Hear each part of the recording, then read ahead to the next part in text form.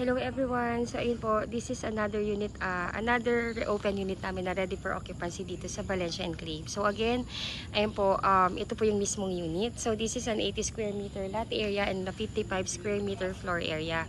So ayun po, pag tinurn over po sa inyo to, complete finish na po ito. Meaning to say po, may ceramic tiles na yung ground floor, then yung inyong stairs, meron na po yung wood tiles. Then sa second floor, wood tiles po lahat yan. Ganun po ka-elegante. Yung inyong kitchen, may kitchen counter na, may hanging cabinet, may base cabinet. Then in every bedroom, lahat po yan naka built-in cabinet. Ganun po siya kaganda. This is only 3.6 million. Reservation fee is only 25,000 pesos. Then the total down payment na kailangang mabayaran within 30 days upon reservation is only 59,000 pesos. And ready for occupancy na to. Ayun po. So kung yung 3.6 million sa iba ay bare townhouse, dito po duplex na may malaking lote na 80 square meter po. 55 square meter ang floor area. Ayun po. So hindi kayo tinipid dito. Panalong-panalo po kayo dito. And ayun po, this is located in Barangay Alapan. This is located in Barangay Pag-asa, Barangay Navarro, General Trias, Cavite. Ayun po, so kung you are looking for a prime location, ito po yung ating unit na hinahanap. So this is only 3 kilometers away sa tinatayong pinakamalaking SM sa buong Calabarzon, which is SM General Trias, Cavite. So if appraisal and value of property ang hinahanap ninyo, you can never go wrong dito sa amin sa Valencia Enclave. So ayun po, so if you're interested to reserve this unit, please let us know. Our number is already posted. Again, I'm Miss Say Caranza, licensed real estate broker, and I have one best agent na sumasagot din ng inyong mga inquiry, which is si Miss Ella de la Cruz. Our number is already posted. Kindly contact us. Ayun po, so ito po yung hatian ng ating lupa or ng ating property with our kapitbahay. So naka-cathedral window na po yan, kaya yung ventilation and yung light, natural light, napakaganda po kasi ang daming bintana. Then yung sa wall po papunta dito sa mismong easement is actually 5 meters po yan. Then yung car park natin, may enjoy nyo. 2 car parks po yan. Kung gusto nyo pang mag-extend for additional room sa baba, you can do that kasi ang laki po talaga.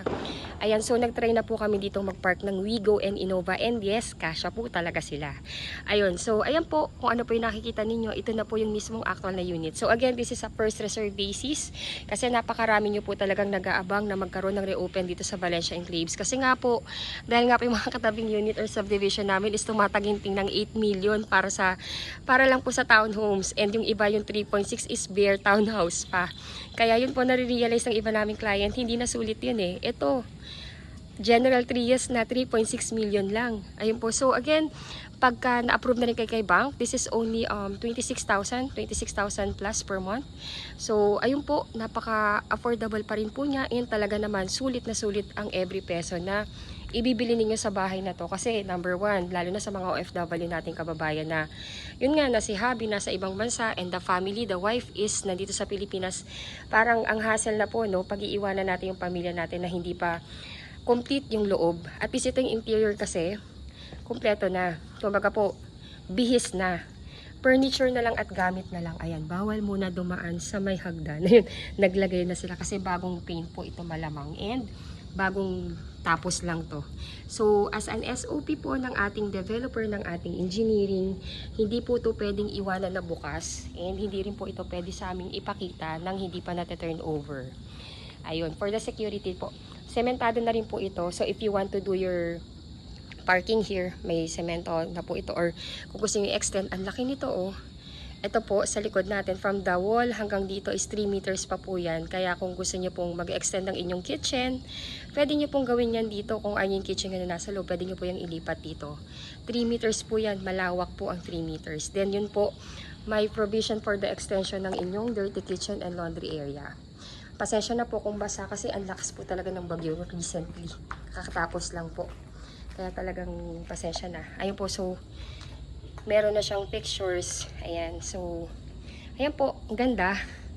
At least nakikita nyo na po yung turnover. Then, may naka-ready na po na saksakan. Then, yung loob, bagong-bago talaga. Ayun po. So, again, if you want to reserve the unit, all you need to do po is contact us through our Viber, WhatsApp, or Facebook. Kindly add us in our Facebook account. Our URL nakapost po sa details ng video na to. Kindly add us para po at least yung po makilala niyo po kami and makilala din po namin kayo at mas maganda po yung ating magiging conversation and mas mag-guide po namin kayo sa tamang pagkuha or process ng pagkuha ng inyong pangarap na bahay dito sa atin sa Pilipinas. Please watch till end po, isisingit ko po yung full vlog ng aming unit para makita nyo rin po yung loob. Model house po yung sisingit ko, pati yung virtual tripping. Para at least you have the idea kung gaano kaganda dito sa Valencia Enclaves at kung bakit ang bilis-bilis talaga niyang ma-reserve once may mag-reopen. Again, first step po, kung gusto nyo nang i-reserve yung unit, kontakin nyo po kami. Kukunin namin yung inyong email address. Isa-send po namin sa inyo yung reservation form. Then, pag na-fill up nyo na yung reservation form, pwede na po kayong mag-online reservation. Ibibigay po namin sa inyo yung bank account ng aming sales officer. And doon nyo po i-deposit yung 25,000 na reservation fee. Then, kindly send lang po sa akin yung screenshot ng inyong payment para ma-file din po and mabigyan tayo ng resibo. Then, yung complete list of requirements or documents, dapat ma-send po sana sa amin within 15 days para po ma-file kagad at mapa-approve sa bank financing. Ayun po, usually ang waiting period natin for the approval is 3 months. So pag may approval na tayo, pwede na po tayo magpa-schedule ng inspection and acceptance ng unit. Ganun lang po kabilis. So ayun po, thank you so much for watching. Again, if you were new to my channel, please don't forget to subscribe and hit the bell button found at the lower right of this video screen. Thank you so much for watching and bless you all po. Bye po!